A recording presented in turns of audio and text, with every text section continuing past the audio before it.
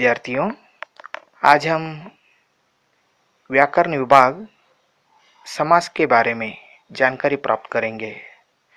परीक्षा में विकल्पीय प्रश्न कैसे पूछते हैं इसके बारे में एक बार यह वीडियो देख लेंगे तो आपको समझ में आ जाएगा और विस्तृत जानकारी अगले वीडियो में देखेंगे। चलिए, पहला प्रश्न है, सीताराम शब्द में समास है। पहला विकल्प है तत्पुरुष, दूसरा विकल्प है द्वंद्व, तीसरा विकल्प है कर्मधारय, चौथा विकल्प है द्विगु। इसमें सही उत्तर है द्वंद्व। जो योजक चिन्ह आता हो अथवा या आता हो तो यह द्वंद्व समास होता है। अगला प्रश्न है, राजपुत्र शब्द में समास है। पहला विकल्प है द्विगु, दूसरा है द्वंद्व, तीसरा है तत्पुरुष, चौथा है कर्मधारय। सही उत्तर है तत्पुरुष। अगला प्रश्न है, सतसई शब्द में समास है। पहला विकल्प तत्पुरुष, दूसरा विकल्प है द्वंद्व, तीसरा विकल्प कर्मधारय, तीसरा विकल्प द्विगु। इसमें सही उत्तर है द्विगु। जब संख्या की गणना होती है यह समास द्विगु आती है। विस्तृत जानकारी अगले वीडियो में देखेंगे। चौथा प्रश्न है, शताब्दी शब्द में समास है। पहला विकल्प है द्विगु, दूसरा विकल्प कर्मधारय, तीसरा विकल्प तत्पुरुष, चौथा विकल्प द्वंद्व। इसमें सही उत्तर है द्विगु। अगला प्रश्न है, राजा रानी शब्द में समास है। पहला विकल्प द्वंद्व, दूसरा विकल्प तत्पुरुष, तीसरा विकल्प द्विगु, चौथा विकल्प कर्मधारय। इसमें सही उत्तर है द्वंद्व। योजक चिन्ह तो रहता है, नहीं तो द्वंद्व रहता है। यहाँ राजा या रानी ऐसा प्रश्न आएंगे तो योजक चिन्ह रहता है तो जरूर आप द्वंद्व समास ही लिखना चाहिए। अगला प्रश्न है, चौराहा शब्द में समास है। पहला विकल्प है द्वंद्व, दूसरा विकल्प है तत्पुरुष, तीसरा विकल्प है कर्मधारय, चौथा विकल्प है द्विगु। इसमें सही उत्तर है द्विगु। अगला प्रश्न है, देशवासी शब्द में समास है। पहला विकल्प द्विगु, दूसरा विकल्प तत्पुरुष, तीसरा विकल्प द्वंद्व, चौथा विकल्प कर्मधारय। सही उत्तर है तत्पुरुष। अगला प्रश्न है, बेहोश शब्द में समास है। पहला विकल्प कर्मधारय, दूसरा विकल्प तत्पुरुष, तीसरा विकल्प अव्ययीभाव, चौथा विकल्प द्वंद्व। इसमें सही उत्तर है अव्ययीभाव।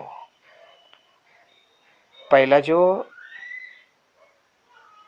शब्द रहता है वह उपसर्ग रहता है, यानी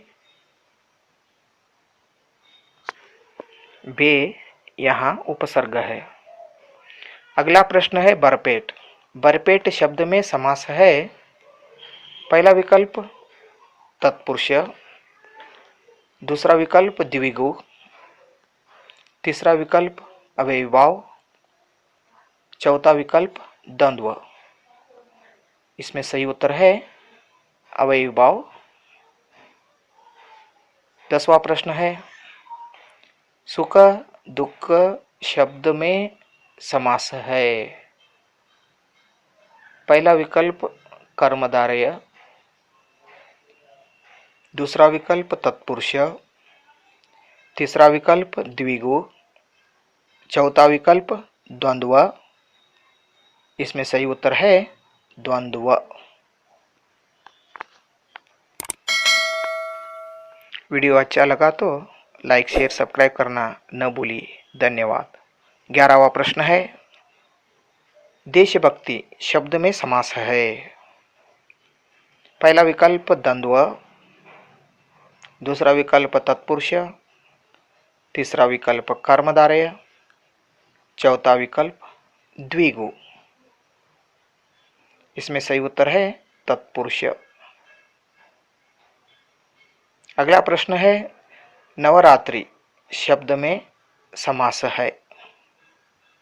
पहला विकल्प कर्मधारय, दूसरा विकल्प द्वंद्व, तीसरा विकल्प द्विगु, चौथा विकल्प तत्पुरुष।